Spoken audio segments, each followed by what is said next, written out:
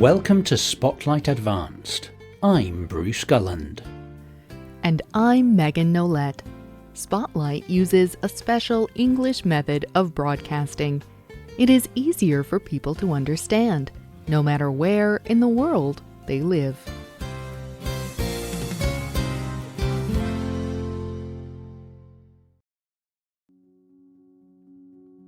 Milka Onyango is a single mother of 6. She lives near Lake Victoria in Kenya. It is one of the largest lakes in the world. Like many other women in the area, Onyango sells fish to survive. To get these fish, she must buy them from local fishermen. But often these fishermen want more than just her money. To get the best fish, she must have sex with the fisherman. This dangerous system is called jaboya, or sex for fish. Every time Onyango agrees to jaboya, she risks getting diseases like HIV. But she feels like she has no other choice. She has no other way to support her family. Jaboya is very common in towns around Lake Victoria. Women trapped in poverty feel forced to have sex with men to survive. Because of jaboya, the rate of HIV infection is very high in these areas. 30 to 40% of people in these fishing villages have this deadly disease. This is a very bad situation, but it is not hopeless. One small organisation is trying to change things for good. It is called No Sex for Fish. Today's spotlight is on No Sex for Fish. Fishing is the way many people make money in towns around Lake Victoria. But the fishing business is divided between men and women. Men own boats and fish. Women buy the fish and bring them to the market. Their culture does not permit women to own boats.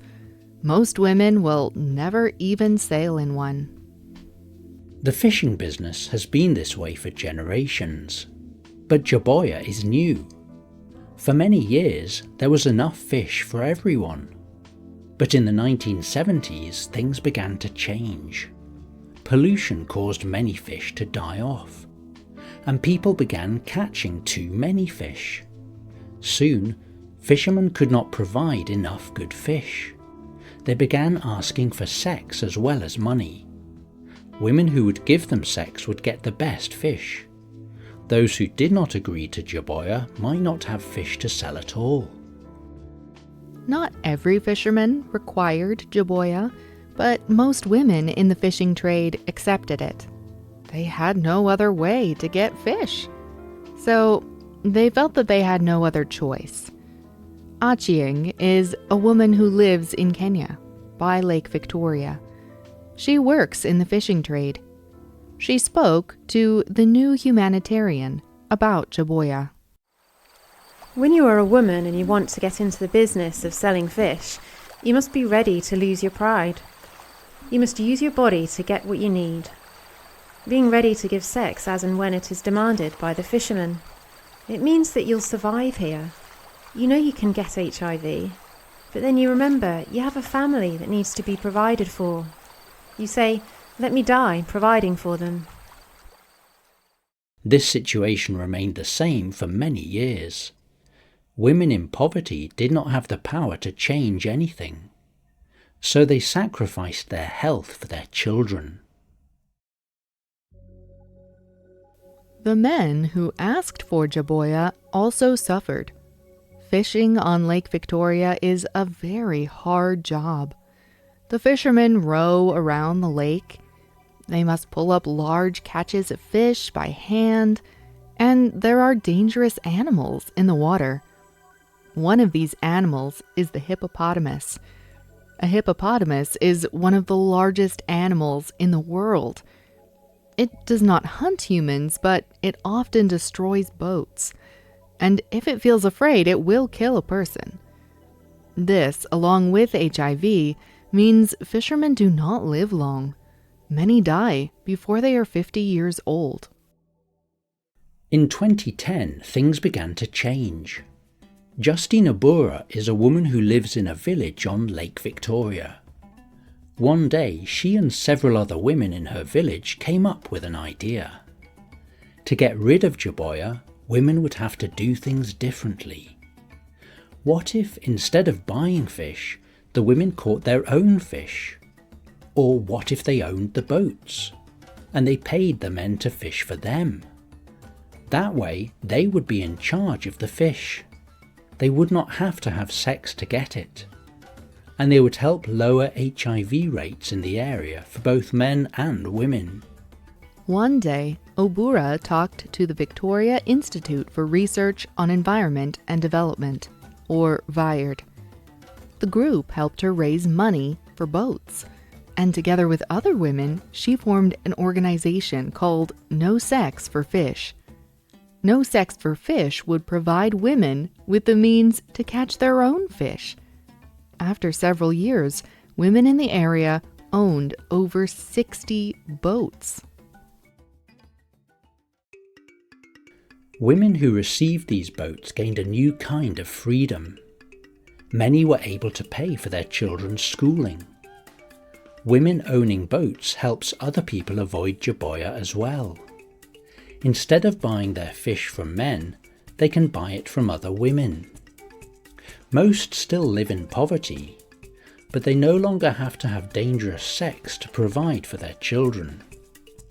Agnes is a woman who now owns a No Sex for Fish boat. She spoke to Take Part Live about how her life has changed. Life was bad. My husband died when I was very young. One of my children died of hunger. I did take part in jiboya before, to help us survive. I did it even before my husband died because he made so little money. Before we got boats, we had sex with men. But now that has ended. No Sex for Fish has helped fight jiboya, and it has helped show what it is like for women in Kenya who live in poverty. But the program has had its problems. Sometimes storms destroy the boats, or flooding makes it difficult to fish.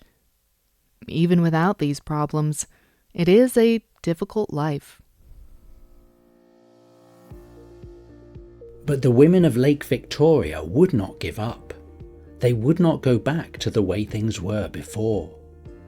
Patrick Higdon works for the charity World Connect. It is an organisation that helped build new boats. He spoke to NPR about their support for No Sex for Fish.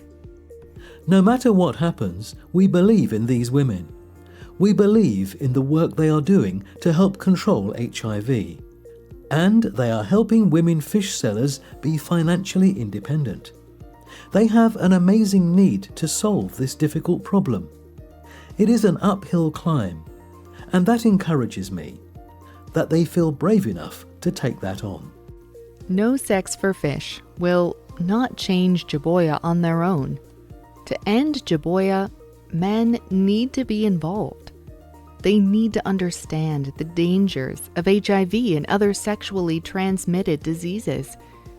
Together, they will need to make fishing safer.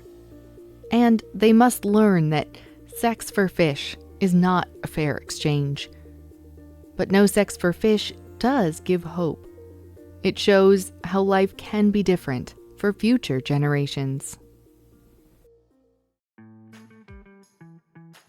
What are some of the other problems of living in poverty? Are there ways that you know to help? What are they? You can leave a comment on our website or email us at radio@radioenglish.net. You can also comment on Facebook at facebook.com/spotlightradio. The writer and producer of this program was Dan Chrisman.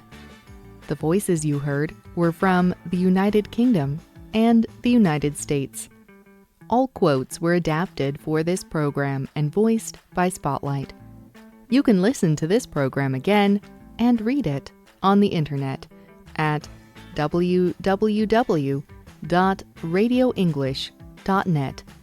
This program is called No Sex for Fish.